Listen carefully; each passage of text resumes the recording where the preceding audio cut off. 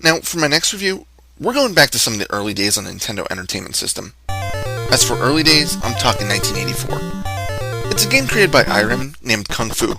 If you recall my Black Belt review, I mentioned this game. Well, now it's time for me to hit it. It's one of the simplest games I've ever played.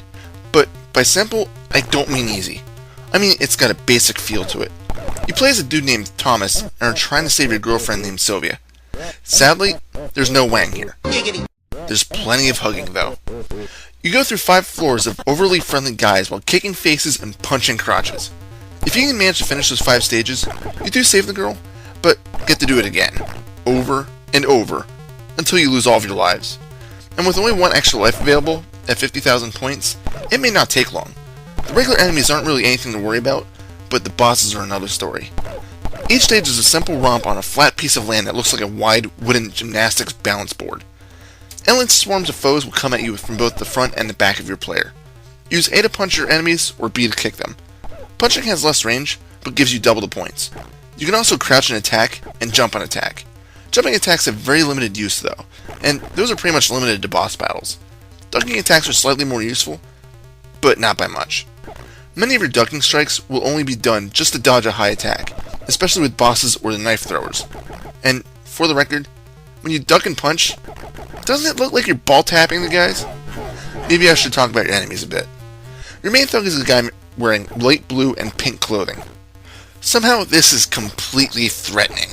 To make matters even better, if they can reach you without being knocked out, they'll embrace you and not let go.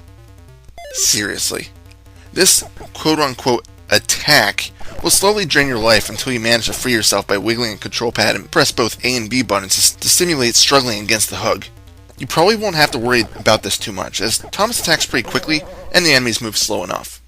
One of the other non-threatening enemies is the standard green-attired midgets. Yep, they have the same loving attack as the pink and blue dude, but he has one more attack that can really annoy you. If you crouch, which is necessary to attack the small fries, they have a chance to jump on your noggin. Yeah.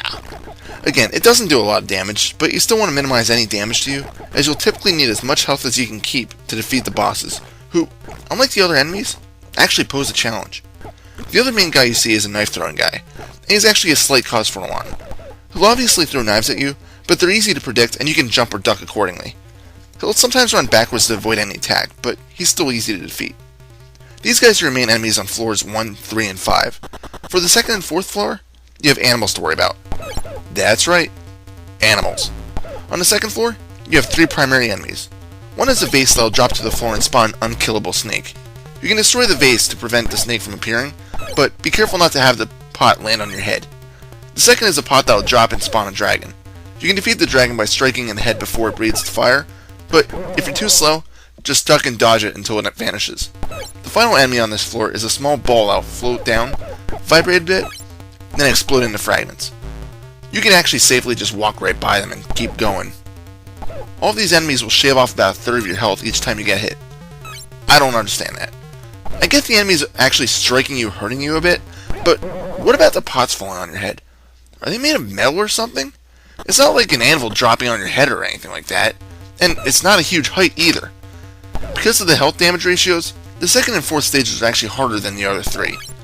Anyway, the 4th stage features insects that fly at you. They're easy enough to dodge, but can be difficult to attack. I found that just jumping over them is the best way to just pass them. Now, let's move on to the bosses. The first stage features a dude with a stick. Once you get an attack in, you're in range, so just crouch and attack till he falls. The second boss is a dude with a boomerang. Again, very simple to defeat. Just dodge the boomerang the same way you do with the knives. The third boss is much more difficult though. He'll kill you easily in 2 hits, but he's slow. Feel him out a bit, and when you get the chance, perform a jump kick, crouch, and strike. The fourth boss is an annoying magician that will regrow its head if you strike it. He'll also throw fireballs and other things at you. The only way to really damage him is to crouch and punch him in the balls a few times. The final boss is a kung fu master of the 5-floor dojo, and he's not a pushover. However, if you can manage to get in range, you can manage to easily crouch and attack him to oblivion. After you finish him, you'll go save Sylvia in a lame ending. Then what happens? You just start all over again. As I said, you just keep playing until you can run out of lives or just get bored of the game and shut it off.